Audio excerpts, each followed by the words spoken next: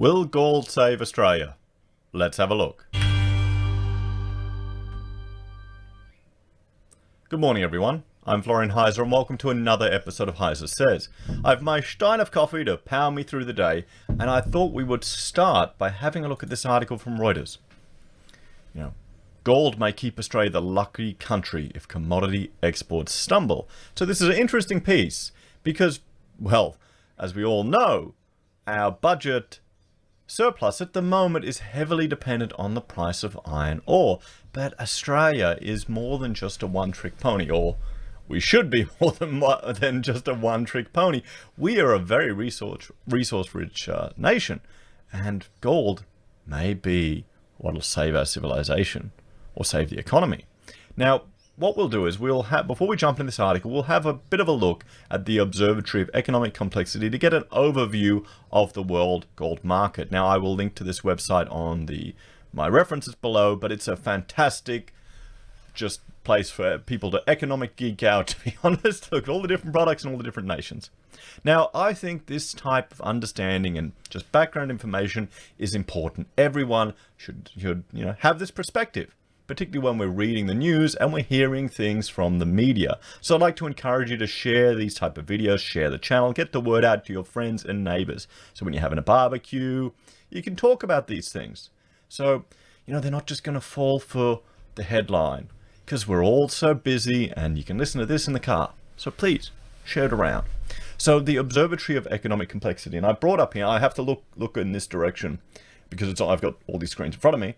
So this is just showing the product. You can have a click here, and I'll right click and open a new tab. You've got all these different products, and it just vegetable brushed materials trade. Okay. I had no idea. When you click on products, it'll bring up a random one, or it should. We'll search here. So it's all different products and things. Now, so this is a very useful website. But we'll just jump at gold. So they are 380 billion, it's all in US dollars, worth of exports. So it's the 8th most exported product in the world. The product complexity, this is to do with how complicated it is to actually extract it. Because think about it, you can get gold with a pan. I'm not sure how much panning there's done anymore these days in Australia. I guess it's still a hobby. Let me know in the comments, actually, if you've gone gold mining or gold panning, because I'd be interested to learn more. I know my mother always wanted to do it. And I remember going fishing and she'd be there with the gold pan. Never found anything, unfortunately. So this shows you out of all of the products in their database, this is ranked 1,206th out of 1,232. Now, the top exporter is Switzerland, which is not a surprise to anyone, and the top importer is Switzerland. So gold is the 8th most traded product, and the top exporters are Switzerland, and then Australia. So we are number 2 in the world at the time of this data. Hong Kong, which, well, did anyone see in the media, the Chinese official, didn't he have 13.5 tons of gold in his basement? So that doesn't surprise me. I know when Rachel and I went to Hong Kong, she bought all this beautiful jewelry, golden jewelry. But the problem was it was so pure. It was so soft, and she munted it up like nothing. Don't worry, honey. I'll take you there and buy you some more another day. United States, then United Arab Emirates. So the top importers: Switzerland, China, India, Hong Kong, and United Kingdom. And I suspect these days it's changed a little bit. I understand Russia has imported a lot. So a lot of these countries are, stacking up their gold. And this is talking about the, gold that we produce. This isn't our reserve bank sending it all to London and renting it out. Gold is the top export of Switzerland, Hong Kong, South Africa, Ghana, the Dominican Republic, Uzbekistan, Tunisia, Sudan, Lebanon, and Suriname. Wow. Okay. And imports: Switzerland, Turkey, United Arab Emirates, Thailand, and Cambodia. So these are the top imports of these nations. So it's known as monetary. Yes, it's real money. It is real money. So let's have a look here. Top exporters. 21% of the gold is Switzerland. And then here Australia is at 8.8%. Now, an interesting thing, just with the state of the economy. Now, we've had the housing bubble, and I will bring up a reference here just to put it in perspective. This is just showing you foreign investment in Australia in new housing. And you can see how it's spiked up in 14 to 16. Now, this understandably, generated a lot of stamp duty for the states. And now that you can see the dive down, that's pretty clear to see. Now that that was reduced, the stamp duty revenue for the states decreased. And one way that Victoria could deal with it was to increase the royalties on the gold mines in their state. So there you go. That's just another thing to keep in mind, that, where we're pinning our hopes on this potential export material, which, given just the sentiment in the economy, the share market's shooting up, going all over the place, and precious metals, gold, silver, palladium, they represent a traditional store of wealth. And gold, it's stability. So you put your money in gold, what could you get for an ounce of gold in ancient times? You get a good outfit. What can you get for an ounce of gold now? What, $2,200 Australian? You get a nice suit. Get a nice tailored suit. Same thing. It's a store of wealth. So, and here we go. Who's number 3? You got the United States and importers. India, China, Hong Kong, Switzerland, United Kingdom, Australia. We're importing 1.3%. So this is good just to get an understanding of who the players are and how it's moving around the world, who's importing and exporting it. So we'll jump back and let's have a look now at this article. So actually, before we jump in, just let me know, guys, in the comments, your favorite gold mining company here in Australia, or your favorite explorer. Just that might be listed on the ASX. Where would you, if you're preparing for maybe, say, troubled economic times, and you're thinking gold may increase in value or maybe a good store of wealth, what companies are you investing in? And this is purely out of my own selfish needs, because I think we'd all appreciate just getting some, list the names. And not financial advice, guys. Never take advice from a talking head on YouTube that lives off steins of coffee. So, when looking at the country's natural resources, the focus tends to be as its status as the world's biggest exporter of iron ore and liquefied natural gas, and its competition with Indonesia as the top shipper of coal.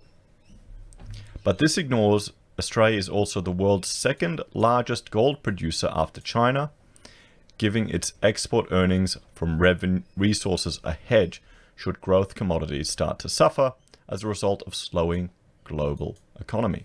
Well, I think the global economy is certainly slowing. We're seeing that all the time. In effect, Australia is the world's largest gold exporter, given China is still a significant net gold importer.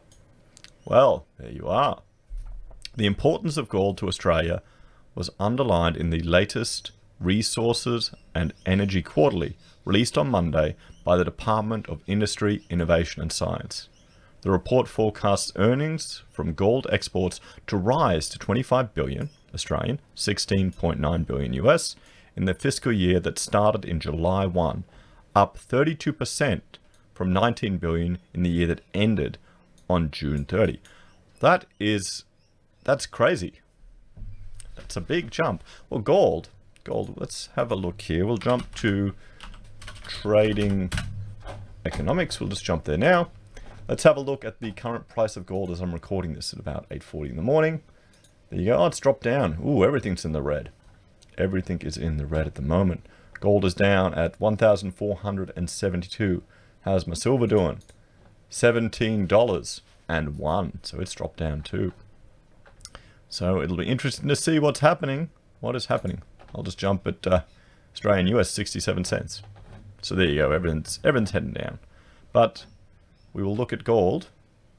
We'll look at gold and let's look at historical data. And here you go. We've got a max data. Come on. You can bring it up. You can just see, while it's loading up, you can just see the increase from October 2018 from what, 1,200 to 1,500. And it's at all-time highs in the Australian dollars, or recently has been at all-time highs in the Australian dollars. And there you go. There was the right there in the US dollar, the all-time high. Look at what it was in the 70s. And you have to think about it from purchasing power. I did a few videos where I was looking at auction clearance rates, and I was converting, houses, the purchase price, to gold, to how many ounces of gold. I thought that was quite interesting. And I'll do it again. It's just a bit tiring at the moment on the weekends, just looking at the prices of houses and things in ounces of gold and silver, just to try and reframe your thinking a little bit. So that Australian 6 billion increase is an exact match to the decrease expected in earnings from exports of thermal coal used in power plants, with the value forecast to drop to Australian 20 billion from 2019-2020 from 26 billion in 18-19. This would make gold Australia's fourth most valuable commodity export, behind iron ore, LNG and coking coal used in steel making. It is also interesting to note the underlying assumptions used by the government forecasters, because they may be on the somewhat cautious side. That's true. We've seen that with the iron ore price. The government has forecasted to sit at around $50, and it's certainly much higher than that. The gold price is forecast to average $1,470 an ounce in the 2019 to 2020 fiscal year, which is below the current spot price of $1,496. Well, no, actually, as I turn over here to have a look, it's literally $1,472 in early Asian trade on Monday. Okay. There's obviously no guarantee that gold will maintain its current price level for the forecast period, but certainly most market analysts see the risk being to the upside. So yes, it is going to be it'll always be, I think, psychologically for people, it will be a traditional store of wealth. That's through all of human civilization. It does have some industrial applications, but people still do it as a store of wealth. And you can carry gold with you. You can put it in your pocket. And with fiat going all over the place, with the Australian dollar crashing against the US, it's a good way just to lock in your wealth. So gold tends to rally in periods of economic uncertainty, as investors seek a safer haven than equities or bonds. Lower interest rates in the United States are also unusually supportive for the precious metal. It's also likely that the current geopolitical uncertainty, caused largely by the policies of the US President Donald Trump, will continue for some time, again supporting gold. So golden boost for Australia, forecast earnings for selected Australian commodities. So there you go. So geopolitical trade.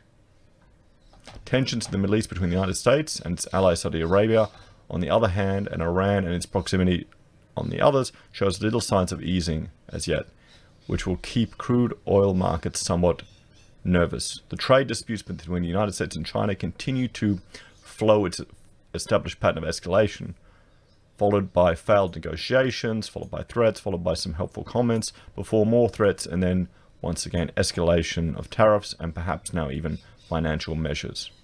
There's little genuine sign that the two sides are even close to some kind of breakthrough, notwithstanding the near universal hope of business leaders and governments that the situation can be resolved. For a long time, for as long as the Trump administration remains somewhat rogue actor on the world stage, gold is likely to be a beneficiary. This means the Australian government's forecast for the gold price may be too cautious. But for every silver lining, there is a cloud. If the gold price forecast is too low, it's likely that the forecast for other commodity exports may be too bullish. In some ways, gold is the anti-commodity commodity, working as a contrarian indicator to the other natural resources that are more geared towards global economic growth. Yes, that is very well put. Very well put.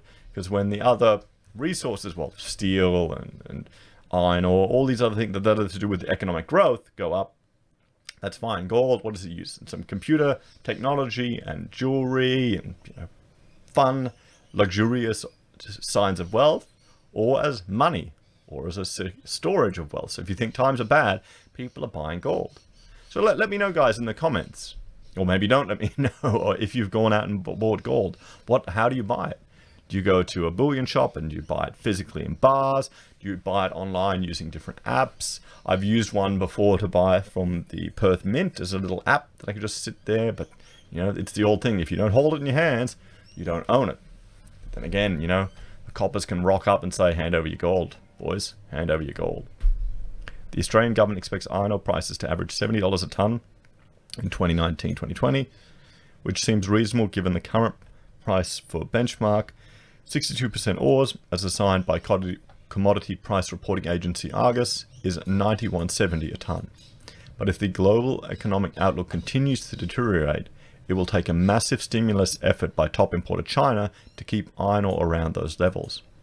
Throw in the likely return of full volumes from Brazil, the world's second largest exporter, and the risks are that increased supply also pressures iron ore prices. LNG prices are forecast at Australian $12 a gigajoule, $12 a kilojoule, what am I thinking? Which works out to about $7.62 per million British thermal units, which is higher than the current soft price of $5.75. However, much of Australia's LNG is sold under long-term contracts linked to the price of crude oil, meaning producers receive prices higher than those in the spot market. Nonetheless, slowing global economic growth and new LNG supply coming online is also likely to put downward pressure on Australia's second most valuable commodity export. Ultimately, Australia can hope to maintain its reputation as the lucky country by hoping that the upside in gold is almost enough to offset the possible downsides in other commodities. So, this was an interesting take, guys. I mean, in some ways it feels more of the same. They're hoping that, you know, we'll jump here, we'll go to, where is it, Australia. They're hoping that our exports of gold are going to offset declines in other resources.